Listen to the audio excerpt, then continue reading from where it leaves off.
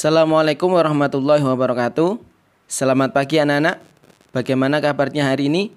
Semoga sehat selalu ya. Baik, pada pertemuan kali ini saya akan menyampaikan materi lanjutan dari teks ceramah, yakni teks cerpen. Materi kelas 11 semester ganjil. Fokus pada materi hari ini yaitu pengertian teks cerpen. Masih bersama saya Pak Lutfi yang insya Allah akan selalu mendampingi kalian dalam pembelajaran bahasa Indonesia. Namun, sebelum lanjut nonton videonya, silakan subscribe dulu ya, agar selalu mendapatkan video terbaru dari channel ini, khususnya dalam pembelajaran bahasa Indonesia. Terima kasih. Ya, apa itu teks cerpen? Ada yang tahu apa itu teks cerpen? Ya, tentu sebagian dari kalian pasti ada yang tahu apa itu teks cerpen atau cerpen. Ya, baik, untuk memahami teks cerpen, mari kita simak ya apersepsi. Ya, apersepsi itu membangun konteks atau membangun sebuah pengertian tentang teks atau tentang informasi. Yuk simak audio berikut.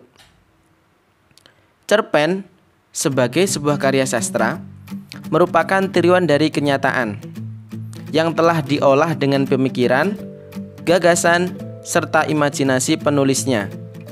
Oleh karena itu, di dalam sebuah cerpen terkandung nilai-nilai kehidupan yang dapat dipetik sebagai bahan perenungan atau pembelajaran oleh pembaca. Nilai-nilai tersebut dalam cerpen dapat ditemukan secara tersurat maupun tersirat. Cerpen atau cerita pendek merupakan karangan pendek yang berbentuk prosa.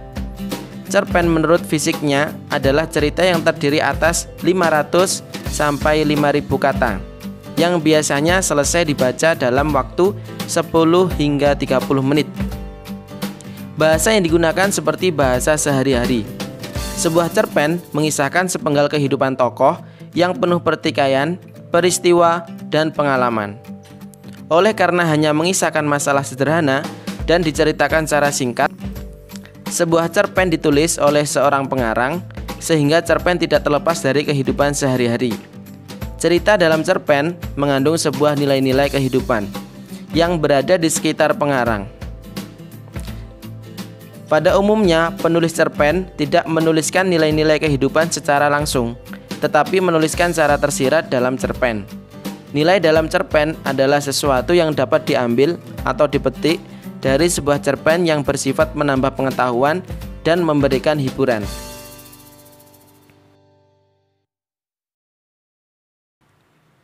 Baik, berdasarkan apersepsi tersebut dapat kita simpulkan pengertian dari teks cerpen adalah jenis karya sastra yang dikisahkan dalam bentuk tulisan yang berwujud cerita secara pendek, jelas, dan ringkas. Jenis karya sastra yang dikisahkan dalam bentuk tulisan yang berwujud cerita secara pendek, jelas, dan ringkas. Ya, jadi cerpen itu adalah sebuah karya sastra ya, yang dikisahkan dalam bentuk tulisan. Wujudnya yaitu cerita secara pendek, jelas, dan ringkas.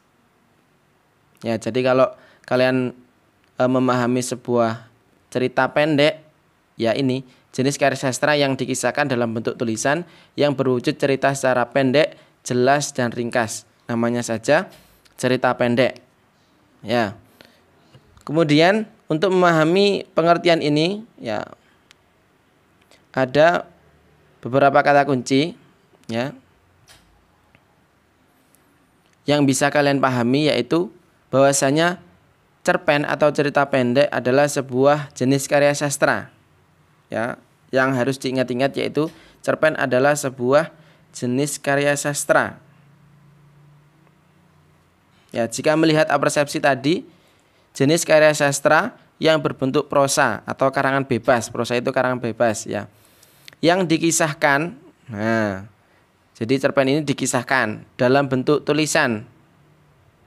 Ya, dalam bentuk tulisan yang berwujud cerita secara pendek, jelas, dan ringkas. Makanya disebut sebagai cerpen yang terdiri atas 500 sampai 5000 kata saja yang bisa selesai ya dalam waktu 10 sampai 30 menit saja. Nah, ini kategori untuk pendek, jelas, dan ringkas. Sebagai pengertian dari teks cerpen. Saya ulangi lagi. Teks cerpen adalah jenis karya sastra yang dikisahkan dalam bentuk tulisan yang berwujud cerita secara pendek, jelas, dan ringkas. Bagaimana, sudah paham ya? Ya, baik.